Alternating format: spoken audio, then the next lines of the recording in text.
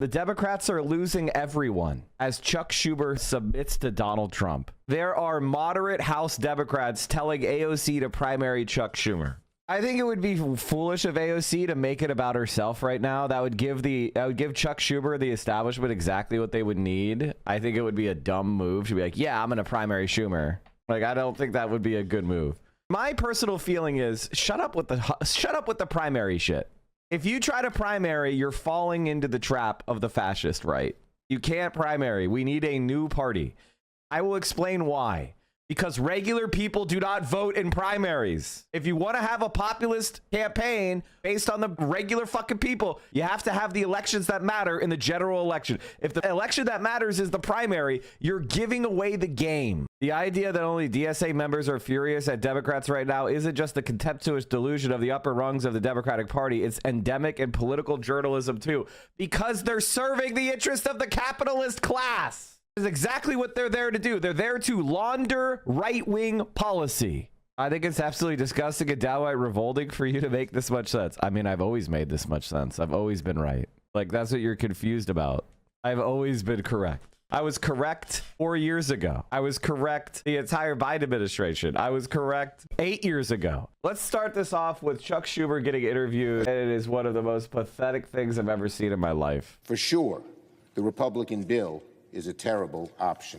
It is not a clean CR. It is deeply partisan. It doesn't address far too many of this country's needs. But I believe allowing Donald Trump to take even much more power via a government shutdown is a far worse option. Just give me your logic, particularly on this sort of on the one hand, on the other. What is the cost you see to the constitutional order of a shutdown that isn't already being done now?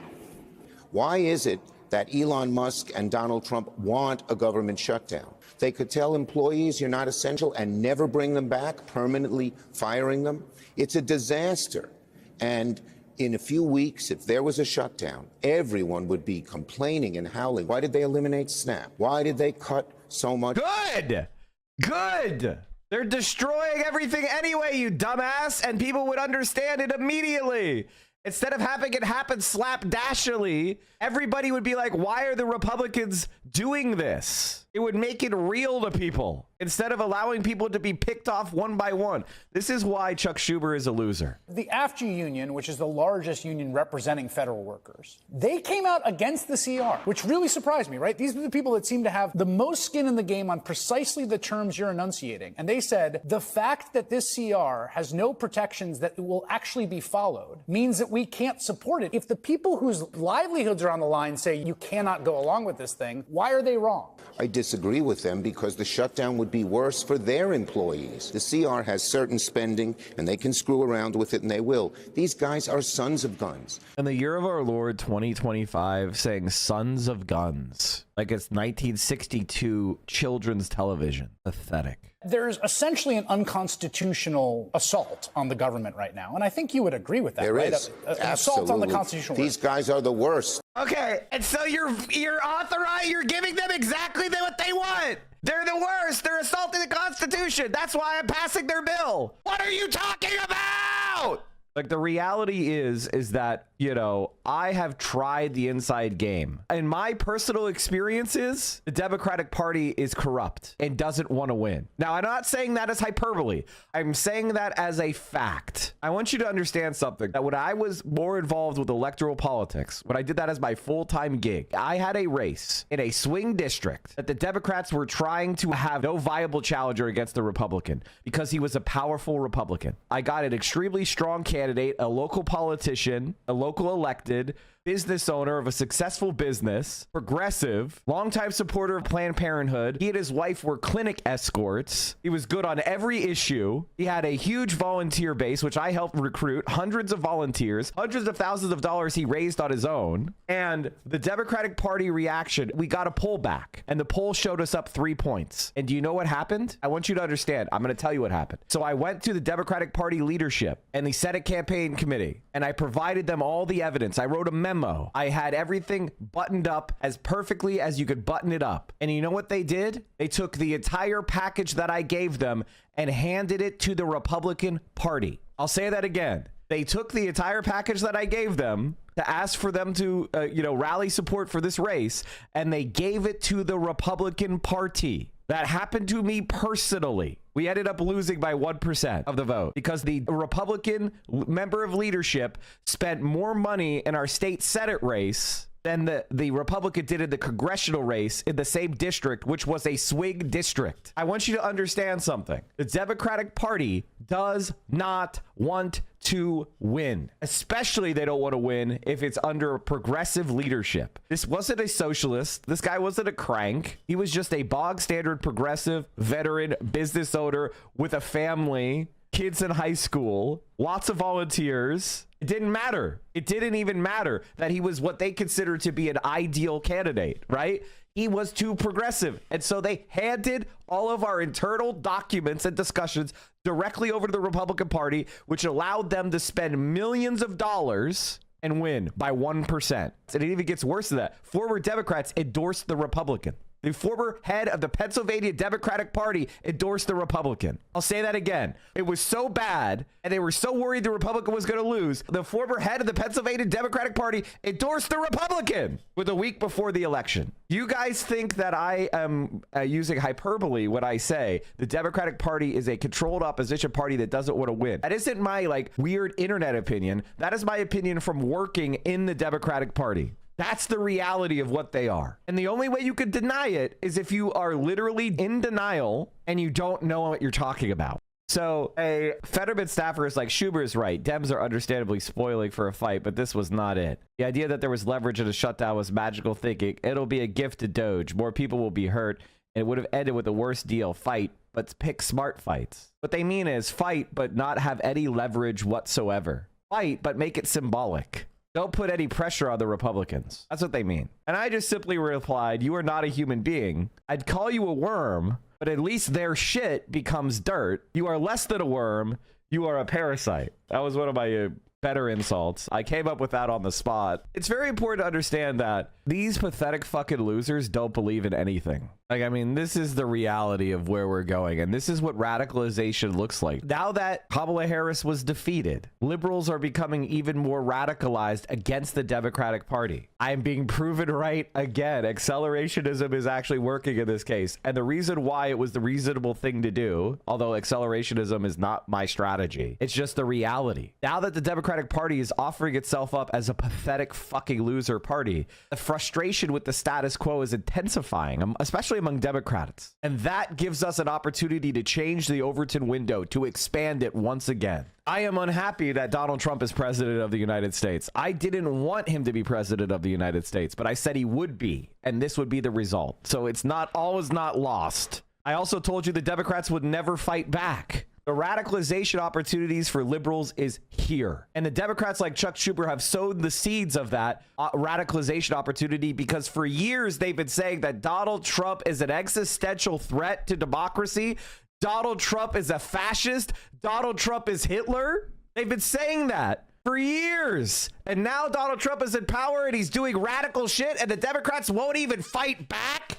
The liberals believe their leaders, and now they see their leaders acting in incoherent ways, inconsistent ways, and they're frustrated. And guess what? Their hatred of Donald Trump is a hell of a lot bigger than their trust in the Democrats. So now is the time to radicalize a liberal. Now is the time not to say I told you so, as tempting as it is. You don't know how much I want to go into Emma Vigeland and Sam Cedars replies and say, told you so. But now is not the time for I told you so's. Because military doctrine, there's a concept known as defeat in detail. It answers the question of how, as a smaller organization or a weaker organization, do you attack an organization that's bigger than you? Traditionally, to get a successful attack, you need to outnumber the defenders. Attacking is harder than defending. So how could a smaller force defeat a bigger army? The answer is defeat in detail. It involves operational and strategic tempo. So a defender may be larger, but if the attacker has the initiative, they have the ability to win. How do you do that? How do you win as a smaller force against a larger enemy? When an organization is on the defense,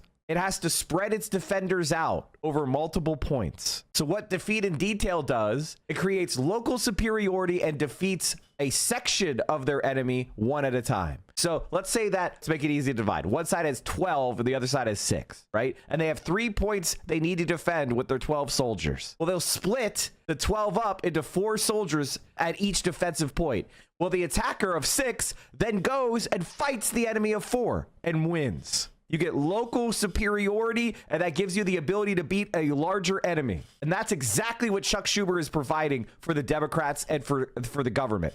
He is allowing Trump to go one at a time at each important thing and fight it on its own. Oh, I'm going to fight the post office now. All right, I've beaten the post office. Now I'm going to fight food stamps. Okay, I've beaten food stamps. Now I'm going to fight Medicaid. And so Trump is just able to isolate one individual thing and destroy it. Oh, here's the Department of Education, one at a time. A shutdown pisses everybody off at once. Everybody is like, wait, I'm on the line. And they all join in the fight. What really is happening here is Chuck Schumer is saying, we can't ever win a fight. We can't ever win a fight. There is never going to be a day where he fights, ever. It's always going to be, now is not the time. We'll keep our powder dry. Because what Chuck Schumer is really communicating is that there is no powder. He has got to go. Now is the time for radicalizing a liberal. Now is the time to be the bigger man, the bigger woman, the bigger NB, and offer leadership, not petulant whining, not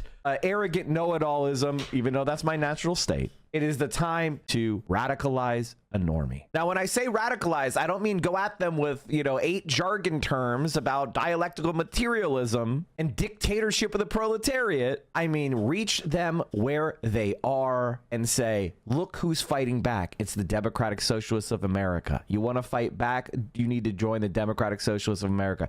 You need to support left-wing parties and left-wing candidates. You need to grab as many liberals and put them on the right path. The problem is that liberals are saying, I told you so. No, they're not. No, they absolutely aren't. They're mad at Chuck Schumer. This is why it's a golden opportunity. They're not talking about Kamala Harris. In fact, they're mad at Biden and Harris right now because an article just came out where Joe Biden said, no daylight, kid. And she listened. And if there's one thing that Americans hate, it's a loser. All right. And Kamala Harris and Joe Biden are fucking losers. Now, you probably don't want to say that to a liberal like, she's a loser. It would feel really good. And trust me, I do it all the time. But now is not the time for that. To be fair, DSA ain't doing shit either. Yes, they are. Join a socialist organization, PSL, DSA, whatever. Actually, join both. I want you to understand something. Our job right now is not to try to figure out who the winner is going to be. Our job right now is to infiltrate as many organizations as we can and yank them to the left. It is not our job to go like, I am the most correct left-winger and I have picked the best organization. No. Our job right now is to join every organization and infiltrate every organization and grab leadership at every organization. That is our job. This is what I'm talking about, guys.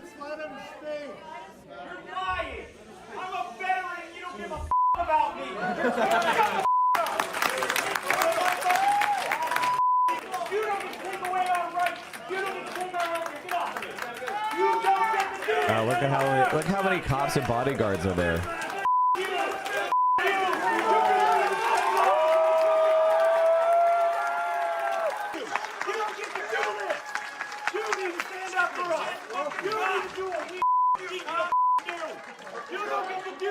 And the reason why these cops are able to get him out of the room is because nobody else defended him. Because people are just in bystander mode. And that is your mission. Your mission is to educate people out of bystander mode.